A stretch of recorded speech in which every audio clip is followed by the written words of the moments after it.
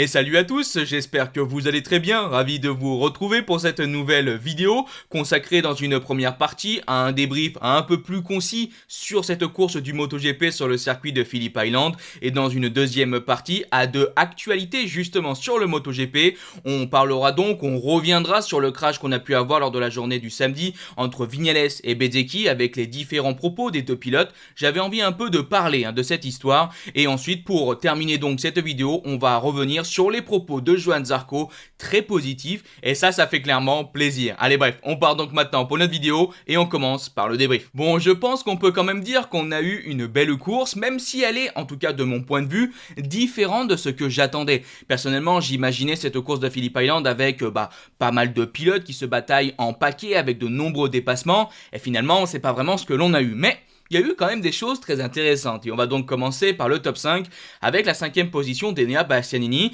un résultat tout à fait correct et même on peut le dire, un bon résultat. Maintenant on sait que Bestia c'est un pilote Ducati usine, Bestia joue la 3e place au championnat du monde et c'est vrai que j'imaginais un Bastianini peut-être un petit cran au-dessus, surtout qu'on a pu voir lors des derniers week-ends qu'il était vraiment bien, qu'il avait un bon rythme, donc j'imaginais quand même un peu mieux de la part de Bastianini qui était clairement beaucoup moins dans le coup par rapport aux 3 pilotes qui ont été sur le podium et encore plus par rapport aux 2 pilotes qui se sont battus pour la victoire, mais ça on en parlera juste après. Mais bon, résultat quand même bien sûr correct de sa part.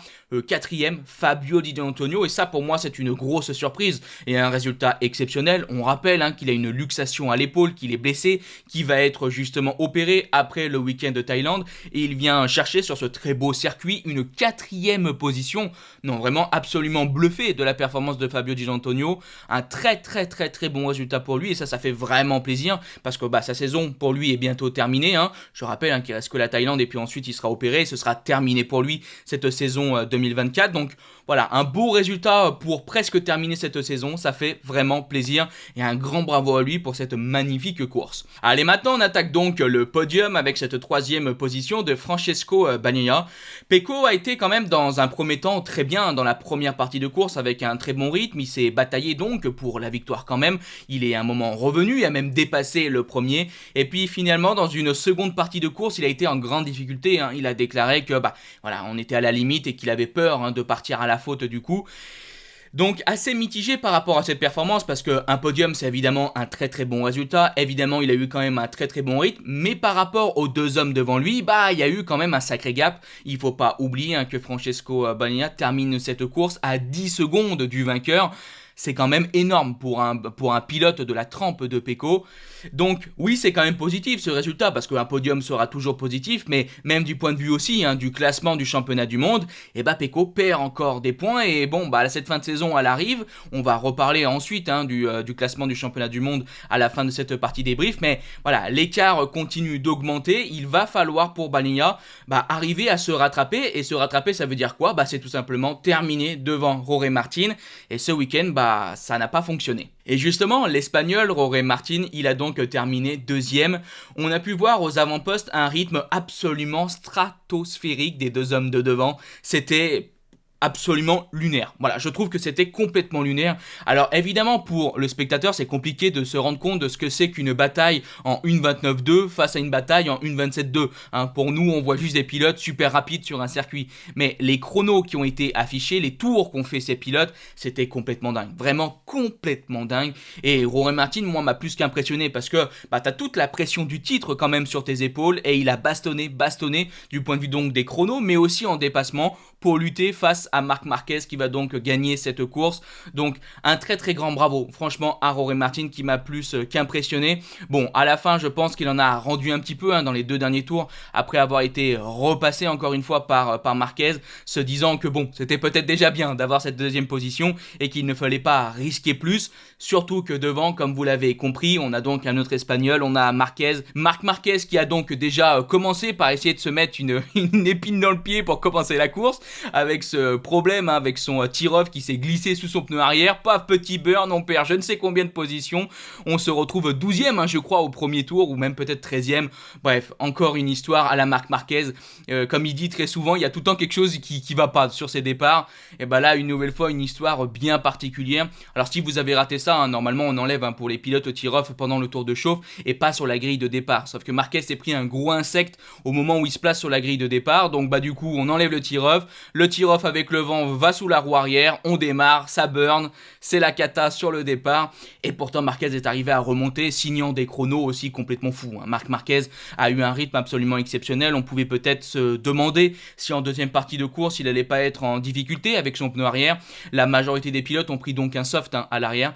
Donc on pouvait se poser pas mal de questions par rapport à sa gestion pneumatique. Et non, Marquez a été vraiment bluffant, exceptionnel, je me répète, mais c'est vraiment le mot. Une très très très très grande course de la part de Marc Marquez. Et je sais pas, on en a peut-être pas beaucoup parlé, mais Ducati 2023 quand même. Faire ce genre de performance avec la Ducati 2023 face à un Jorge Martin aussi fort avec une 2024, c'est encore une fois à souligner. C'était quand même une sacrée course avec de sacrés dépassements. Le dépassement de Marc Marquez là sur Jorge Martin, le deuxième. Le bloc passe, et je pense que c'est aussi intéressant de souligner l'intelligence de course de Jorge Martin qui sentant venir Marquez, hop, relève. Alors évidemment qu'il y a un petit peu de frustration parce que le dépassement de Marquez, c'est du bloc passe, Marquez il y va quoi. Mais vraiment heureusement Jorge Martin il est intelligent, il relève la moto, on fait pas d'erreur, on se bataille. Non, vraiment, c'était vraiment très intéressant. Jusqu'à la toute fin de la course, on se posait la question, mais qu'est-ce qui va se passer entre Martin et Marquez? Qui va arriver à tirer son épingle du jeu? C'était, je trouve, vraiment une belle baston et ça fait plaisir de voir ce genre de choses, même si, comme d'habitude, on en voudrait encore plus. On aurait aimé que les 3 pilotes de devant, qui sont donc sur le podium, se battent pour la victoire, mais bon, c'était déjà, je pense, très bien ce que l'on a eu. Côté pilote français, j'avais aussi envie de donner un petit mot sur Fabio Quartararo. Alors, on va reparler, comme vous l'avez compris, de Johann Zarco dans la partie actualité, et donc on reparlera de sa course, donc j'en parle pas actuellement. Mais du coup, pour Fabio, ça a été aussi une bonne course, je trouve, terminant donc 9e. Il a déclaré qu'il avait pris beaucoup de plaisir, si je me trompe pas, donc ça fait aussi plaisir. Il y a du mieux aussi, une nouvelle fois chez Yamaha. On va pas mal en parler pour Honda, mais c'est toujours un parallèle qu'on fait entre les deux constructeurs japonais. Il y a aussi du mieux de la part de Yamaha, et on a pu voir donc de belles choses pour Yamaha aussi d'un point de vue général, parce que Fabio a fait de bonnes choses, mais ça a été aussi, je trouve, le cas d'Alex Rins. Alors en course, il termine un petit peu plus loin, il termine 13e, mais Alex Rins, il a été directement qualifié en Q2, en étant donc 10e lors de la practice. Donc dans l'ensemble, Alex Rins, il a fait aussi de très bonnes choses pendant ce week-end. Donc ça fait plaisir de voir Yamaha tout doucement grappiller, tout doucement faire des petits pas en avant. Et évidemment, comparé à Marc Marquez, on est encore loin, même peut-être très loin, mais tout doucement, il y a des choses positives, et ça fait plaisir de voir Fabio aussi de mieux en mieux, capable aussi de plus en plus de réaliser de bons résultats. J'espère qu'en Thaïlande, on verra un Fabio encore un cran au-dessus, ça ferait plaisir. En tout cas, voilà pour ce rapide débrief assez concis donc sur cette course du MotoGP. J'espère quand même que ce format un peu plus réduit vous va. On termine juste par le classement du championnat du monde. On retrouve donc premier Jorge Martin avec maintenant 20 points d'avance sur Francesco Bagnaia. L'écart augmente. Maintenant, c'est pas moi qui vais vous dire ça y est, c'est terminé ou quoi que ce soit, parce qu'on a pu voir plus d'une fois au cours de cette saison qu'on avait des énormes rebondissements. Donc on peut encore avoir une surprise sur les prochains Grands Prix, mais il faut bien admettre que Jorge Martin a fait un bon travail ici à Phillip Island, un très bon travail, et que maintenant on a quand même une petite marge assez intéressante.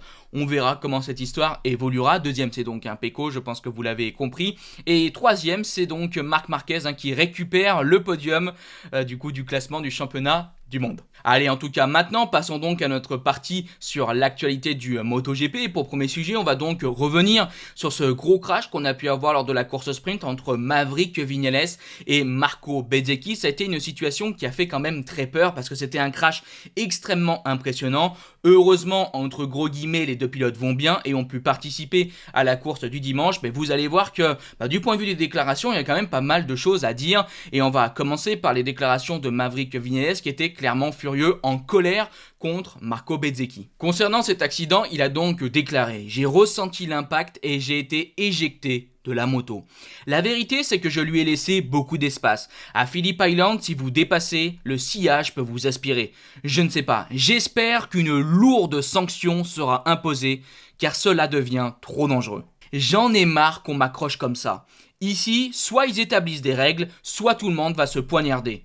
Où comptait-il aller ? Je ne sais pas. Il pensait peut-être que le circuit continuait tout droit. S'il pensait qu'il était plus rapide que moi, qu'il me dépasse dans le virage suivant. Je ne comprends pas. Mais bon, c'est la course. Et justement, Viñales est revenu une nouvelle fois sur cette situation lors de la journée du dimanche, expliquant que Bezzecchi ne s'est pas excusé. Il a déclaré rien. Il n'est pas venu et n'a rien dit. Même pas désolé. Voilà donc dans un premier temps les quelques propos de Maverick Viñales qui était passablement énervé et on peut le comprendre parce que c'était un très gros accident.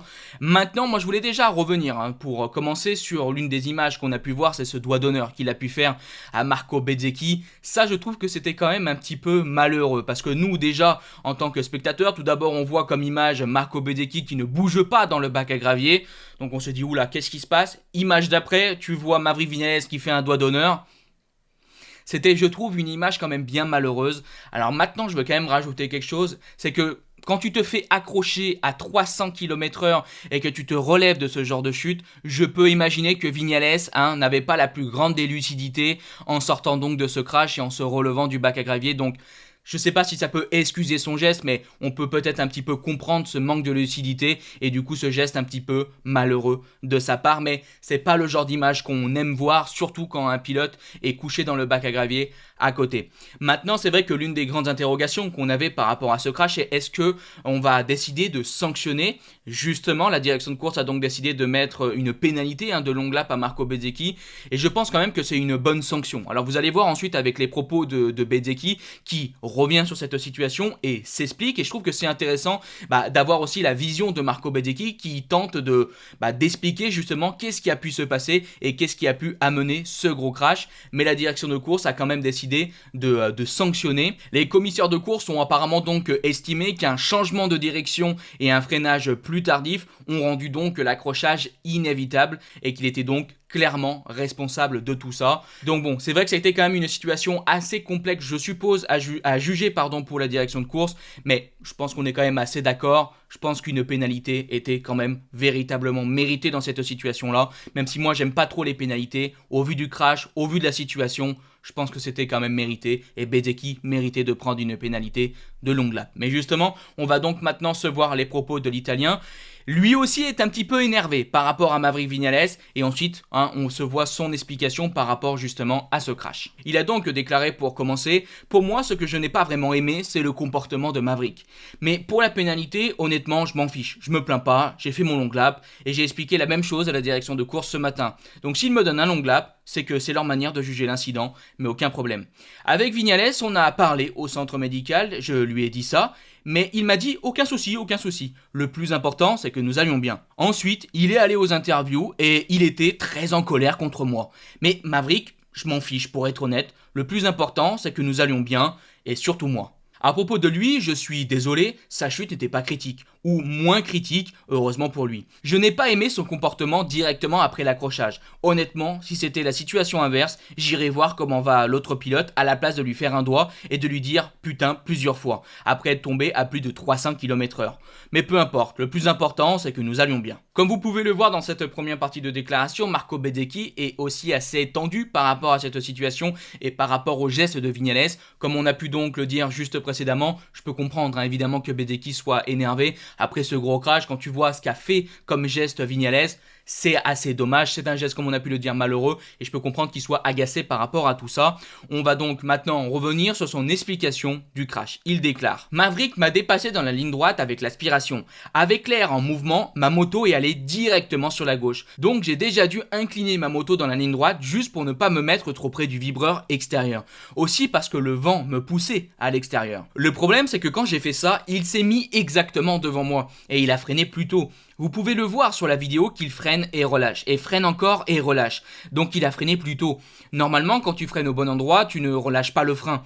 J'allais déjà vers la droite pour ne pas aller sur le vibreur extérieur. Donc quand je l'ai vu, j'ai juste essayé de continuer à aller vers la droite, mais j'ai été aspiré dans son sillage et je ne pouvais rien faire pour éviter le contact. Quand il m'a dépassé, il était si proche qu'il a fait bouger ma moto. Mais encore, selon les données, 130 mètres avant le point de freinage. Donc je ne pouvais pas freiner à 130 mètres comme ça, au milieu de la piste, avec d'autres motos derrière. J'ai dû lâcher un peu l'accélérateur, je ne suis pas arrivé à 100% mais à 70%. Puis j'ai freiné encore, comme j'ai toujours freiné. Peut-être qu'il freine toujours plus tôt que moi, je ne sais pas. Mais quand tu regardes les images, ce que je peux voir, c'est qu'il freine et relâche encore et encore. Mais il était devant, donc je ne peux rien dire. Et justement par rapport à cette sanction de la direction de course, il a déclaré « Évidemment je ne suis pas d'accord parce que je préfère ne pas avoir de pénalité. Je comprends la décision, elle était difficile à prendre et normalement celui qui est derrière est toujours celui qui fait l'erreur. » J'avais donc aussi envie de vous montrer les propos de Bezzecchi parce que on peut voir l'analyse d'un pilote sur ce qui s'est passé selon lui et ce qui a amené ce crash. Et personnellement, je crois Bezzecchi. Alors c'est toujours difficile de se rendre compte du point de freinage des pilotes et si oui ou non Maverick Viñales a freiné plus tôt. Mais c'est vrai que si Viñales freine un petit peu plus tôt dans ce virage que Marco Bezzecchi, qui a eu toute cette situation qu'on a pu voir pour le pilote italien, on peut entre guillemets comprendre comment ce crash est arrivé et comment du coup malheureusement ça s'est terminé de cette manière. En tout cas pour conclure, on a deux pilotes qui sont agacés par rapport à ce qui s'est passé, mais le positif c'est de les avoir retrouvés lors de la course du dimanche. Viñales a donc terminé 8ème, a fait une course correct, même si je pense qu'il attendait quand même plus. Mais au vu de ce crash samedi, on peut se dire que c'est quand même un bon résultat de sa part. Et pour Marco Bezzecchi, malheureusement, on est parti à la faute alors qu'on avait fait un début de course absolument sensationnel. Mais ensuite, on a fait le long lap et justement, on a chuté. Bien dommage pour ces deux pilotes. On espère en tout cas les retrouver en Thaïlande avec de beaux résultats de leur part. On croise les doigts. En tout cas, ils vont bien et ça c'est la chose la plus importante pour conclure ce sujet. Allez, maintenant pour terminer cette vidéo, on va donc se voir les déclarations de Johann Zarco qui était très positif après cette course donc du dimanche. Alors il va aussi revenir sur des évolutions qu'il y a encore besoin de faire sur cette Honda, mais ça fait du bien. Ça fait du bien de lire ces propos positifs sur Honda, comme ce qu'on a pu déjà dire sur Yamaha. On voit qu'il y a du mieux chez Honda, on voit qu'en ce moment il y a des choses quand même qui sont en train de se passer et quand tu vois tout ce que l'on a pu dire avant le début de la saison et pendant la saison, ouais, je suis content de pouvoir vous déclarer ce genre de choses. On va donc se voir les propos de Johann Zarco. Il a déclaré un rythme impressionnant, vraiment. Je ne croyais pas ce que je voyais dans mes données. J'ai fait presque toute la course sous les 1,29.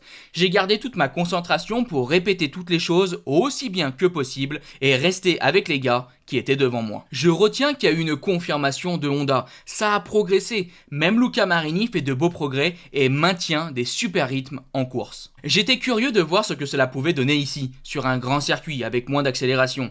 On pouvait certainement mieux lutter. On était certainement mieux qu'à Motegi. Après, ça ne se joue pas à grand chose. Une bonne qualification, la place lors des essais, rester en Q1, ne pas passer en Q2.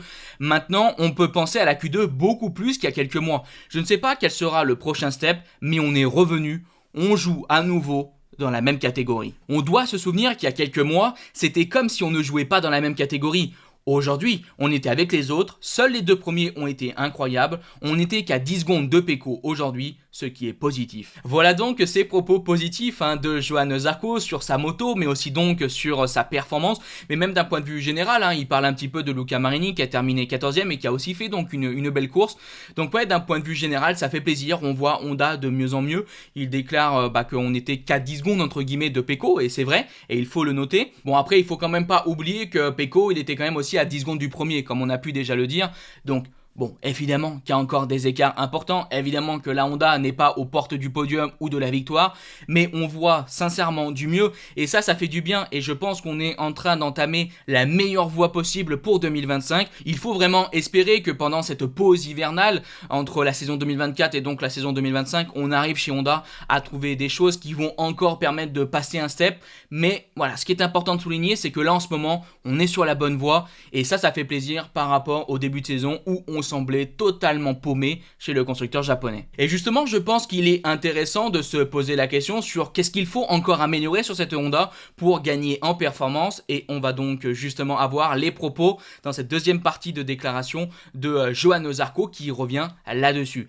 Il a donc continué de réclamer une meilleure accélération, plus stable et plus performante du point de corde à la sortie de virage.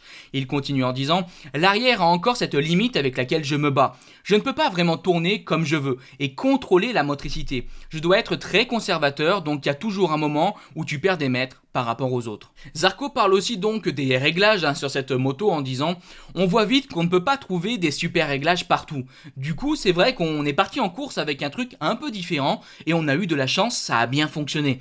Maintenant qu'on a un équilibre de moto, dès qu'on essaie d'autre chose, ça ne fonctionne pas bien. » Voilà donc tous les propos de Johann Zarco. Je pense quand même que ça donne le sourire. On a pu voir des choses positives. On voit aussi un peu qu'est-ce qu'il faut encore développer sur cette moto avec un point de vue un peu plus technique que je trouve évidemment intéressant. Donc j'espère que ça vous a plu. Et si cette vidéo vous a plu, n'hésitez pas à liker, partager, commenter. On se donne donc rendez-vous dans quelques jours, normalement vendredi, pour le débrief de cette journée du GP sur le circuit de Thaïlande. Bref, je vous dis bye bye les potes. Ciao.